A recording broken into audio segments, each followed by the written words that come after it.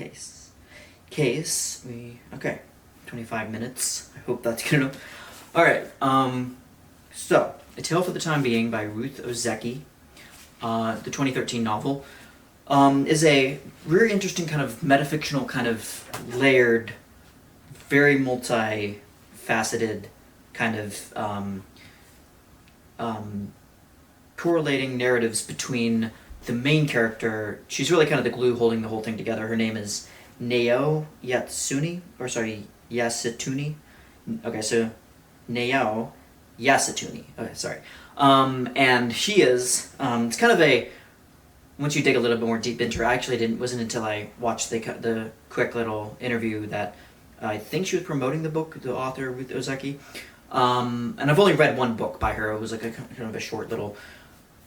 semi kind of memoir. It's called the Time Code of a Face, which I really enjoyed, and that kind of spurred me into, or introduced me to read more of her work. So I was like, okay, well, I heard good things about this novel too. And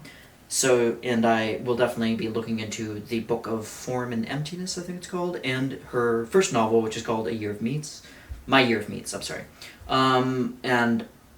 I'm mixing that up with My Year of Rest and Relaxation for some reason. But totally different books. Anyway, but yeah, so, yeah, Ruth Ozeki, I want to say she is known as a novelist, but she's kind of a multifaceted person in her own life, and you get that sense from this book that there's a lot of drawing from herself and the stuff she knows, while also going into like a lot of kind of a magic, surreal world of when she adopts and it really inhabits this voice of the author through the teenage kind of world of the 16-year-old at the time when she's writing this diary of Nao, which is also, she mentioned in that one interview that was a kind of a subtle, or not so subtle, kind of little play on words of now, like of now in the sense of mindfulness, because Ozeki is also a Zen Buddhist priest. I'm not sure exactly the nature of like what exactly that entails so much, or like what if requirements, or like how many years you have to stay in kind of silent meditation, but I do know that is her one of her few kind of notable vocations. And then she was also a filmmaker, or is a filmmaker, kind of. Maybe that's where I think she started, and maybe she was educated in that kind of academic field of her calling, I think, was filmmaking. And then I want to say in the 90s, I can't remember exactly the movie she did, but I know she was a director of those movies too. And she's also an author too, and has authored multiple books, obviously. But anyway, so to dig into the narrative. So it starts out with, on the first page, an introduction into Nao, and she says, "Hi, my name is Nao, and I am a time being. Do you know what a time being is? Well, if you give me a moment, I will tell you." So it starts out with this kind of very, kind of a very upbeat, like the way that Nao has people introduces people into her life, is initiating them with a very kind of upbeat,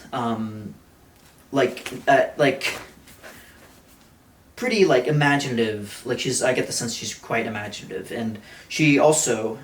right off the bat, kind of mentions her 104-year-old, which is like pretty, like even for a Zen Buddhist priest, that's pretty old. But her name is Jiko, and she calls her affectionately old Jiko. So she's this very, very wise older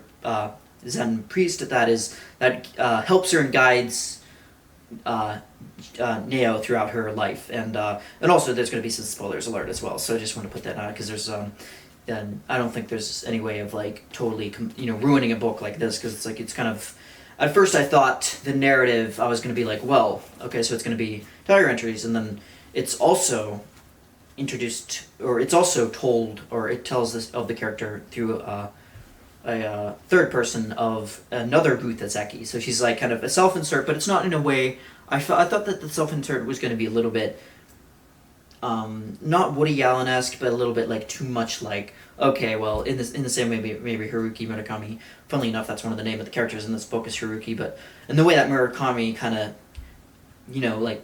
goes through the whole kind of people might find it a little tiring maybe of his like insertions of his own interests of jazz, of high high art stuff like jazz or kind of almost a little bit of a snobbiness to him where it's like but I love that too because I just happen to maybe to find those things interesting, but not everybody's going to find those things interesting, so I understand maybe the drawback of inserting those characters that are maybe a little bit too much like yourself, who have very similar proclivities and interests, but at the same time it's a way of introducing a character or a reader to this inner world, and I think that it's important because some of this is like I'm not sure what exactly, but just to go a little bit more into the so Nao is her father and her mother. She has kind of pretty turbulent home life, and she is basically, like I said, 16 years old. And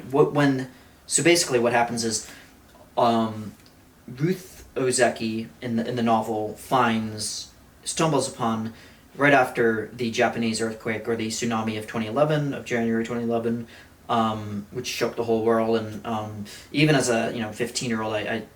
think I pretty much remember like just how much that kind of it was almost like a kind of an kind of analogous to the way that the 2010 Haiti earthquakes kind of shook the world as well, but basically because of that, the whole of this, there's so many like washed up. I love how she plays with these real life events and she melds them into the storyline. So this real life event happened, but it's told through a fictional lens. So you're seeing this presentation of these the facts that so many people in that who lost their, I think it was like 15,000 life. In the appendix, she gives that near the end, like the total, the sum total. But there was also those who didn't ever show up again, so who were washed on shore. So using that, there's like a lot of realistic play because it's just real enough to be believable. Because it's like there are these things that happen that some people might even describe as outlandish. Like there's things where it gets like kind of a lot's going on, and it's not. And when it's told through Nao's insight, and when it's told through her, kind of purview, it's hard to kind of get a grasp on what's real and what's not. But especially as the narrative kind of goes on. But I do appreciate that. At first, I was kind of challenging, and it was challenging and a rewarding read, as cliched as that sounds. Like I think that's pretty much every book. But I think it was also like it was definitely like I walked away from it like feeling like that when my initial my interpretations of the book when I first started reading it was like that it was a little bit too like discordant, that these two narratives conferring with each other kind of, I thought that was going to get old somehow, or that not, it was not going to get old, but I thought it was going to be too much. Like it was going to be too much. Like, okay, this is going to be way too scattered for me. But then I kind of paid off because it does have a flow, a cohesion to it that really binds it together. And that's Neo's, like, her imagination, her input, her own, like, struggles with fitting in, and her feeling like an outsider, and being rejected by the kind of Japanese, because all the other Japanese, because she grew up in the Silicon Valley, and her father, so one of the reasons why there's so much turbulence at home is because her father had a promising career in Silicon Valley. They both moved out there for this to kind of because there wasn't, I guess it was kind of a drought of IT jobs. Because her father's in like kind of into technology, and is trying to find his .com, his little thing, and then niche in the market. And Silicon Valley was, historically pretty much ripe for that, all that stuff. And without getting too much details, he basically loses his job, and the .com bubble bursts, and then his website is like, kind of doesn't really go anywhere. Might have a lot to do with the 2000, kind of the year 2000 rolling around. So he walks away from that really just depressed, and then feels, but she also kind of goes even back further in time, like showing that her father, Neo's father, was pretty much had this proclivity and this kind of disposition of like kind of, even in like their family, like she starts going into the kind of nurture nature argument of like how much of this depression that she feels isn't just isn't just the kind of the status or the state of where they're going, or their circumstantial kind of, having to move kind of back and forth in a chaotic home life and all that, and how much of this is more so a genetic thing. And then she's like exploring like back in her two uncles. I think there's she calls them Haruki number 1 and Haruki number 2. So these two characters are very Haruki number 1, I believe, is a kamikaze pilot that ends up, that first was, I believe, maybe drafted, or he was kind of thrust into this, into the war, and I don't know if it was a Sino-Japanese war, that I believe that, could produce like super like horrific, that doesn't begin to describe it, but devastating crimes against humanity, like genocide, like attempted genocide, or pretty much of like Nanking and the city of this Chinese city that was notorious for that, that day in 1937, when I believe it was like the death toll was like so, like it was like she goes a little bit into this, but that's why if you see other people, they're gonna say about trigger warnings, because that's one of the, and she doesn't go too much into it. I felt like maybe because I did get a little like lightheaded, like I was like, okay, well he does, in Haruki's journal, he does like doesn't shy away from those events, like he's saying like those events where he saw his fellow soldiers all in kind of a Japanese imperialistic kind of fervor, in a nationalistic kind of spell, like insanity, just getting away with all this horrible stuff like raping and and pillaging, and just like going, like just thinking of like new ways of like devices of torture that like are just like completely indescribable, I guess. But I know it sounds like I'm kind of undercutting it by saying like I guess, but it is something that you kind of have to maybe prepare yourself a little bit if you have certain traumas in your own life. I'd probably say it's probably best not to jump right into, or just just to kind of trigger warning maybe for you if you are kind of lightheaded like me, because I get easily lightheaded too, depending on the kind of thing. But yeah, so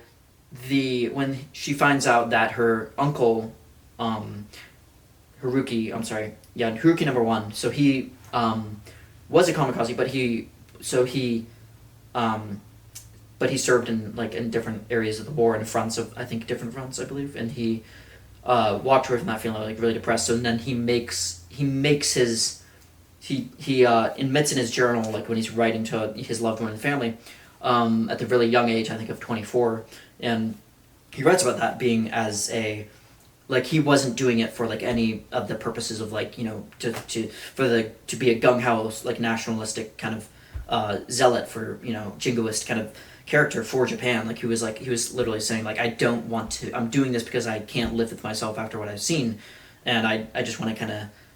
of make my mark in the ocean, and then kind of like I don't want to kill anybody else in my kamikaze fall. But so when he just to kind of get that but yeah, so then there's another Haruki, and then things get a little bit not dicey, but like it was a little bit hard for me to parse out, because Ruth Ozeki in the novel takes, she's like basically doing the character, she's trying to play the kind of the role of detective, because she's living off in this island and she's suffering from writer's block, and she's having trouble finding kind of the inspiration and the kind of wherewithal to start her own memoir. So she's writing, and it's kind of writing this work, it's kind of metafictional because it's mentioning stuff that's happening, which is like right up my alley too, because a lot of the stuff I like is like kind of metafictional stuff, like, but yeah, so she's trying to find, she goes off with her husband Oliver, and a lot of people kind of said that they have a kind of strange rapport. Like it seems like almost like certain times in the novel, this isn't necessarily my thought, I kind of wasn't sure what to think exactly, but it seemed like almost like certain quirks, like he's supposed to be, so Oliver is like, at certain points he was almost a little bit hard to distinguish from Neo's father, in the sense that they both kind of are, intellectually kind of a little bit aloof and a little bit more prone to kind of facts and kind of rational and more kind of have more of a wit and a rational to them, and are able to kind of absorb facts and events and stuff like that. And so there's another story happening kind of coterminously, that that you have the back and forth kind of oscillating narrative. And with Ruth Singh's, there's like kind of a nested kind of story. I'm not sure if that's the right way to describe it, but it's like her own mother is suffering from Alzheimer's, and then she eventually passes away. And then there's a lot of certain doubts about, especially as Ruth gets older, and she's about middle aged, and both her and Oliver are, pretty much, I think, like, contemporaries in age, and they're kind of, she's worrying that maybe every time that she can't really remember something, she starts getting kind of a flashback of her mother, and she's like thinking about, okay, well, maybe I'm going to get this kind of early onset kind of Alzheimer's things going on too, and that kind of fear kind of shows up. It kind of shows up, but it's like a little bit. People have said that the things that Oliver, for example, are able to kind of absorb and so easily, it's almost like he's like definitely kind of like not beyond the pale, but just kind of in a certain percentile of, well, he just seems to have like a kind of really good kind of eidetic memory where he is able to call back to things and able to kind of house so much stuff in his head where he's like talking about random stuff of quantum physics and stuff, like explaining it like really just easily, able to kind of engage in that kind of I don't want to say high level thinking, but it's more kind of it takes a little bit. And while Ruth and her character is kind of written to be a little bit like a little bit more I'd say like she's definitely smart, but it's like she's having like in her husband's presence, there's a lot of certain like little disagreements and stuff about her not recalling memory or stuff like that, like, oh, didn't you remember this thing I said, didn't you remember I said this like 20-30 pages ago, and it's like kind of like with my memory not being the best, it's kind of like me, I too am getting a little bit kind of on edge about that, but I think that was more or less just trying to show kind of a true domestic kind of relationship that wasn't colored through like a rose colored lens. It wasn't meant to be. It was meant to be more unabashed, I think, and it's supposed to show that there are, and I have seen people like that, and I know of plenty of couples that kind of operate in a way where they're not with shoes off. They're not really hiding who they truly are, I guess, and they're just like they're fine with each other like that, and it's like it's not like we're supposed to.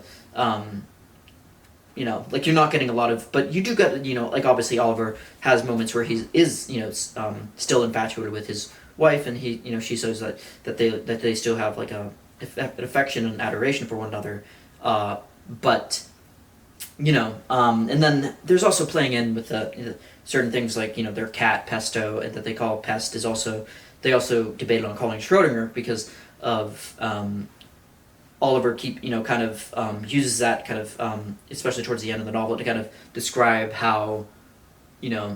the quantum physics realms of things that it's different than classical physics, because with that and it's only still fresh in my mind because I only just finished this like yesterday, so I'm like still kind of still have it kind of there, but the fact that these subatomic particles in when you get into kind of this idea of like entanglement, I think it's called. So I think when the Schrodinger, he had this cat that would be, it's his most famous experiment. Everybody knows, like even if like they can't describe the more hoarier kind of details of it, knows like kind of like the gist of it. But this idea that if you take this contraption with a box and you put a cat in it, to kind of represent what happens when with quantum entanglement and superpositioning, when there's like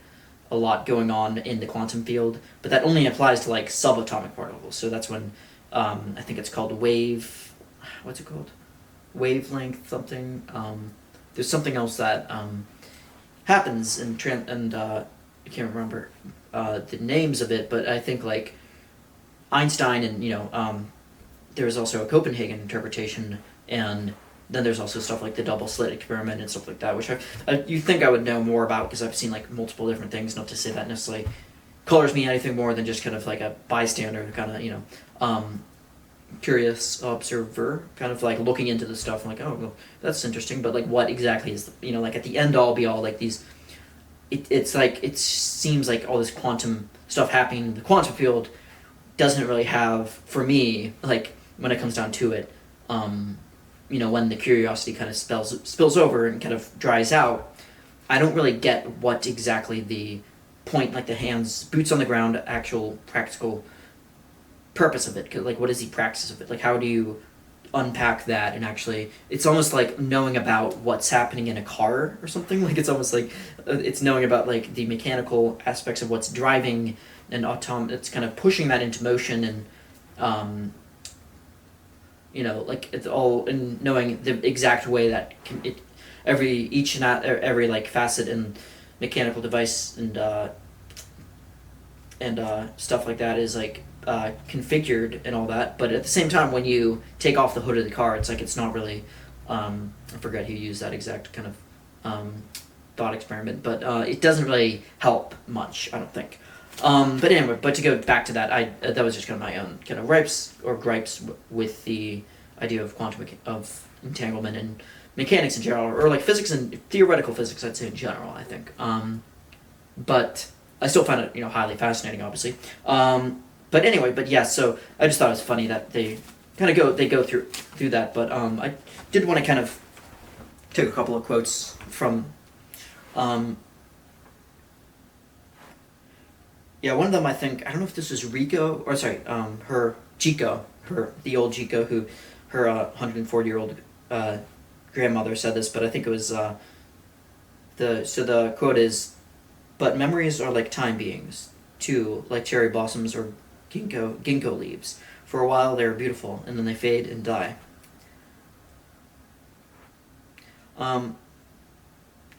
Yeah, I just thought it was really, like there was one part, the Chico, so she visits her kind of monastery area and then digs in more about her past, and then there's a part where her father, because of that whole depressive episodes, and he's very prone to depression, and I thought it was there's an interesting dynamic with how he what's the word, there's a part where now also kind of admits that she's ready to commit suicide, or she starts like saying that, and then she's like imagining what it's like if other people showed up to her funeral and like what it would be like, and because she's like seen as an outcast and really traumatic levels of bullying that's aimed at in her direction, there's a lot of almost seems like there's like hope is like a little bit between her Jiko and then and finding little reasons to live. I think she doesn't eventually does not go through with it, but there's like parts where that's the only part of the narrative where it gets like it almost seems to spin in so many different directions it's hard to get a hold on what's going on. So I thought that was an interesting kind of probably the one thing that I'd say is like a critique, but it's not even a critique because it's like I thought that it was a worth kind of the wait till you find out like okay, well everything that comes to eventually makes sense in some way. It's like and it doesn't end on like a blissfully happy note because we don't know. I mean, so she's 16, but like 10 years older. She does the math, and then we find out that she could be very well in her 20s, or I want to say 26 or 27 near the end. And there's a bit of a resolution that we get with Ruth. She does all the kind of the detective work, and she's like makes a point. And I forgot to mention the exact kind of so the way that this diary shows up is that just gonna check here. Oh, it's miraculous. All right, I'm just gonna wrap this up. Okay, so the way that the diary initially shows up, I should have gotten this. I thought for some reason I thought I said this, but it shows up in a lunchbox on, the shore, after the tsunami of 2011, and this Ruth finds it. It's like hidden in a point. It's hidden in this a copy of In Search of Lost Time, or I think the French translation is like Le Temps de la Recherche or something like something. I'm gonna butcher it, but there's also a bit of a kind of little threads of different things like these French cafes in France. I didn't know were really a thing, but there's like French themed cafes that it's like that's actually shows up when we first see now is when she's like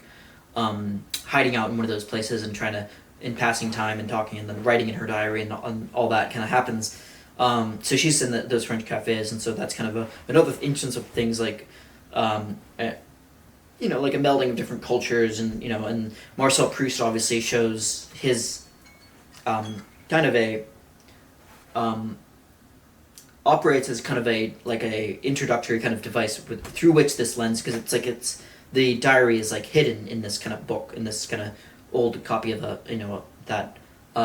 in the ocean in a lunchbox. So it's like an interesting way that it's like kind of almost like a message in a bottle, a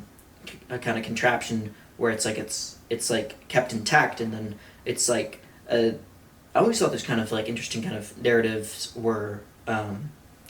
pretty interesting. I always had a kind of idea of like wanting to write something like a little bit like that. But anyway, yeah, that I just want to kind of clarify that. So it shows up in this in this lunchbox, and then she's like, she has to kind of like do a little bit of the dirty work of like of finding people that in Canada where they live on this island. I can't remember the name of it, but I think they nickname it like Whale City or something, or Whale Town I think it is. And so she has a kind of a cast of interesting friends as well, Ruth, and they all kind of collaborate in different degrees to kind of but she's ultimately the one kind of heading the whole thing, and so. But yeah, there's I think Muriel is her name, is another character who is a biologist, I think, and she's like studying all the like whale, I think, biology and stuff like that, and these like barnacle type like corpuscular creatures. I can't remember the name of them, but there's sea life is like a really interesting aspect of like this book that it kind of touches on, and then it touches on a little bit too with the nuclear, like the exact kind of details of like what happened with that, and like how there's like water was being pumped through a sump pump, and I only know kind of what a sump pump is because in a nuclear power plant there's the failure I think was a radioactive, like with the shutdown and all that, with the reactor core I think it was. I only know that because in my early 20s I worked at a power plant, well a series of different power plant doing scaffolding, so you'd think I would know kind of the more technical details, but I'm also kind of at a loss of what, because it was almost it was quite a while ago, so it's like I guess I can be forgiven. But yeah, that I just thought was an interesting kind of other aspect that they touched on, but that like the exact like reason, like I guess factually why it like why exactly it failed, but then but yeah, I think it was like a lot of it has to do with like not having enough space to kind of to get rid of waste and stuff like that. But with the interesting thing too is that there was these this is obviously way post, at least like by 6-7 years I think. So there was these things called the Fukushima mods put throughout pretty much internationally, but all specifically where I work too. Like they had these like modifications of post Fukushima, like a new way or new I guess like technical and structural supports, I guess, to kind of tie everything together like a lot more tightly, I guess, to make less room for like I guess like any kind of disaster. So that's why OSHA is a big thing too. It's like like tons of regulations and tons of, because once you get into nuclear stuff, you're dealing with like a lot of like like there's little propensity for disaster, but like you're dealing with a lot of talking head kind of at like making sure making sure everything's safe and wearing PPE, and that's kind of a really tiring kind of thing. That's why part of the reasons why I got so sick and tired of it, because even past the kind of the that initial kind of enthusiasm of working kind of a cool job like that, but kind of I don't know. But yeah, I thought it was interesting and all. That's kind of an interesting job. But I just it just made me think about that and how like the kind of lengths people go to to make sure like those things are safely put in, like and the money too that it costs too. Like that's why it's like outages are like very expensive, because you're turning off a power plant for that long to get a lot of people to put everything back in its place and make sure everything is operating smoothly. So but yeah, that's all I have for tale for the time being by Ruth Ozeki, and I will definitely be looking forward to looking at her other stuff as well. And yeah, I believe that's all. Thanks for watching. If you've watched the whole thing, I appreciate it, and I'll see you in the next one.